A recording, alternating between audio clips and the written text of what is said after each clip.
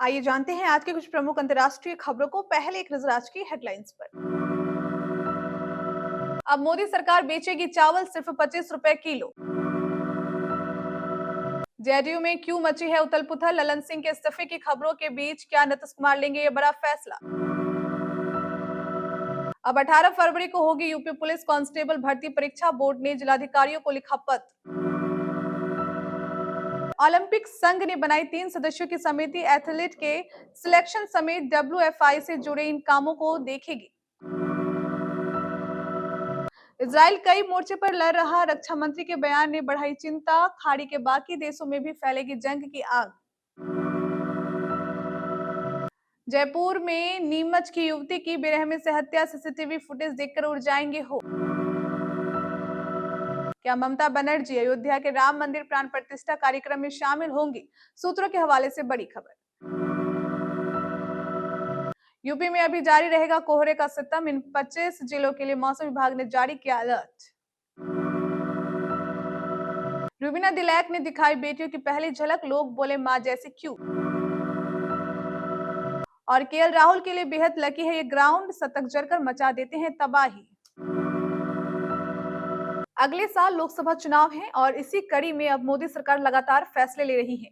अब नए साल पर आम आदमी को सस्ती दर में चावल उपलब्ध कराने की योजना बनाई जा रही है। सरकार का कहना है कि आम आदमी को महंगाई से राहत देने के लिए ये फैसला लिया जा सकता है। केवल 25 रुपए किलो भाव पर चावल उपलब्ध कराएगी।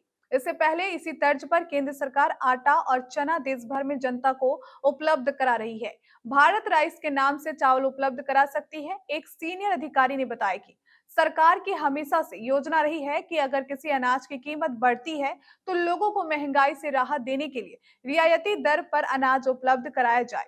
एक मीडिया रिपोर्ट के मुताबिक अगर ये योजना पेश की जाती है तो चावल को रियायती दर पर भारतीय राष्ट्रीय कृषि सहकारी विपणन महासंघ, भारतीय राष्ट्रीय सहकारी उपभोक्ता महासंघ और केंद्र भंडार आउटलेट के साथ साथ मोबाइल वैन जैसी सरकारी एजेंसियों के माध्यम से बेचा जाएगा।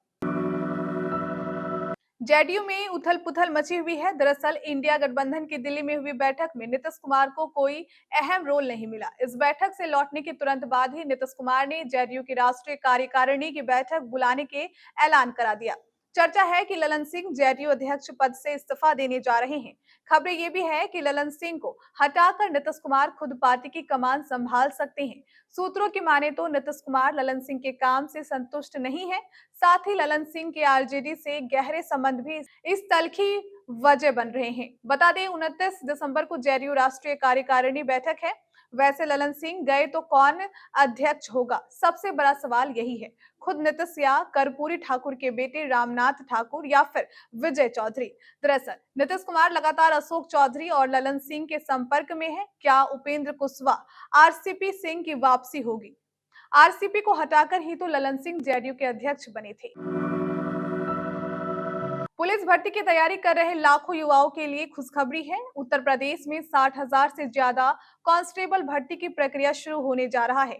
उत्तर प्रदेश पुलिस भर्ती व पदोन्नति बोर्ड द्वारा जारी नोटिफिकेशन के अनुसार यूपी पुलिस कांस्टेबल भर्ती प्रक्रिया 27 दिसंबर 2023 से शुरू होकर 16 जनवरी 2024 तक चलेंगे, जबकि फीस जमा करने की आखिरी तारीख 18 जनवरी है।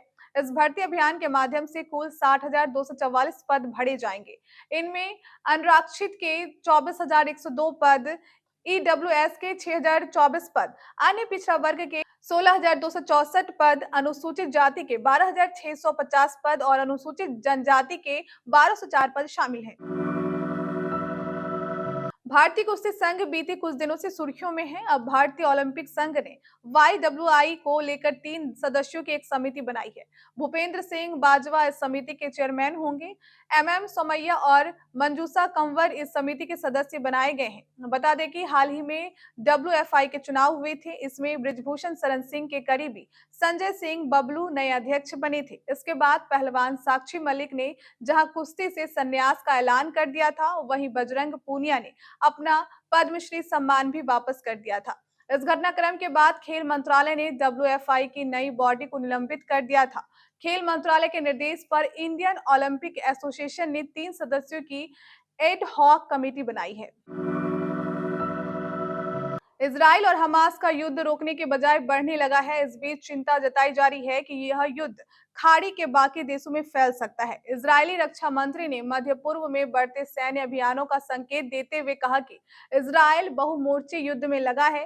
मंगलवार को संसद में रक्षा मंत्री योव गैलेंट ने कहा, इजराइल पर 7 थिएटरों से हमला हो जा रहा है। ये है Gaza, Lebanon, Syria, West Bank, Iraq, Yemen और ईरान। इजरायली संसद को उन्होंने कहा कि हमने पहले ही 6 थिएटरों पर कार्रवाई की है।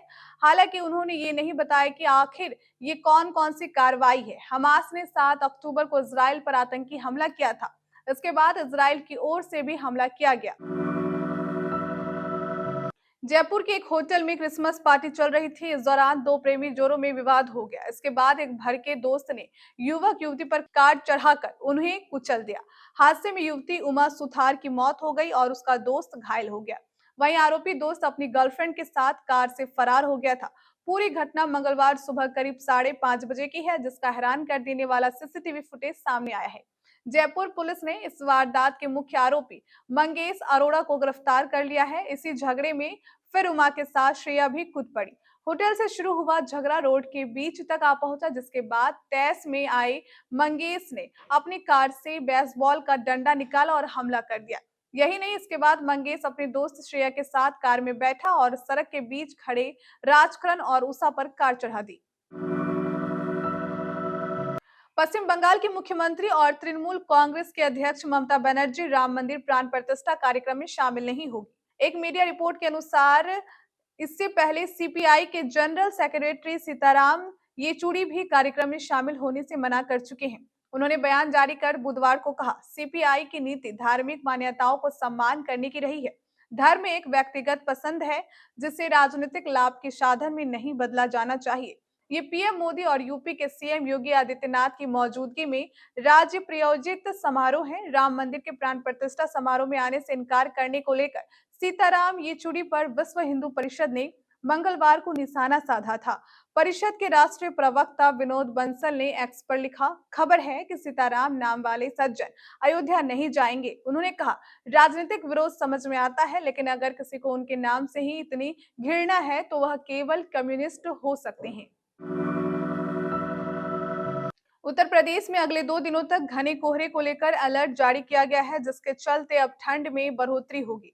मौसम विभाग के वैज्ञानिक मोहम्मद दानिश ने बताया कि 29 दिसंबर तक घने कोहरे को लेकर अलर्ट जारी किया गया है। इस दौरान विजिबिलिटी कम हो जाएगी और कोहरे में कुछ दिखाई नहीं पड़ेगा। तो ऐसे में जो जनमानस वाहनों का प्रयोग करे तो बहुत ही सतर्कता और सावधानी से उसे चलाए, ताकि दुर्घटना से बच सके। यूपी मौसम विभाग के प्रभारी मोहम्मद दानिश बताते हैं कि 1 जनवरी को उत्तर प्रदेश के सर्दन भाग में हल्की बारिश होने के आसार हैं। हालांकि पूर्वांचल और पश्चिमांचल में बारिश नहीं होगी, लेकिन पश्चिमी विक्षोभ के सक्रिय होने के नाते बादलों की आवाजाही बनी रहेगी। मौसम वैज्ञानिक ने आगे बताया कि यूपी के कुल 25 जिलों में कोहरे को लेकर अलर्ट जारी किया गया। टीवी एक्ट्रेस रुबीना दिलेक हाल ही में 2 जुड़वा बेटियों की मां बनी है। रुबीना ने 2 बहुत ही प्यारी प्यारी बेटियों को जन्म दिया है। रुबीना के मां बनने से फैंस के बीच भी एक्साइटमेंट है। इस बीच एक्ट्रेस ने उनकी एक्साइटमेंट के लेवल को और बढ़ा दिया है। रुबीना ने अपनी बेटियों की पहली झलक फैंस के साथ शेयर की। रुबीना ने एक के बाद एक कई तस्वीर शेयर की हैं। इन तस्वीरों में अभिनव शुक्ला भी दिखाई दे रहे हैं। रुबीना ने कुल 5 तस्वीरें शेयर की हैं। बेटी की फोटो को शेयर करते हुए रुबीना दिलैक एक नोट भी लिखा है। रुबीना लिखती है, बहुत उत्साह और खुशी के साथ बताना चाहती हूँ कि जीवा और ईधा आज 1 महीने की हो गई है। गुरु पूरब के पावन मौके पर हमें ये ब्लेसिंग मिली। भारत और साउथ अफ्रीका के बीच पहले टेस्ट मैच के दूसरे दिन टीम इंडिया सेंचुरी में 245 रनों पर ऑल आउट हो गई। आज टेस्ट मैच के दूसरे दिन केएल राहुल ने ऐतिहासिक शतक जड़ा। केएल राहुल के लिए सेंचुरियन का ये मैदान बेहद लकी रहा है। उनका बल्ला यहाँ हमेशा गरजता है। वहीं बतौर विदेशी विकेटकीपर सेंचुरियन में शतक जड़ने वाले दुनिया के पहले खिलाड़ी बन गए हैं। इससे पहले यहाँ केवल बतौर wicketkeeper Mark Boucher, AB de Villiers और क्विंटन डी कॉक जड़ पाए हैं। बहरहाल राहुल ने गेराल्ड को अतिजे की गेंद पर छक्का जड़कर अपना 8वां शतक पूरा किया। केएल राहुल का आखिरी टेस्ट शतक भी सेंचुरियन में 26 दिसंबर 2021 से शुरू हुए टेस्ट में आया था। केएल राहुल ने अब तक जो भी 8 शतक जड़े हैं, उनमें 7 विदेशी धरती पर आए हैं।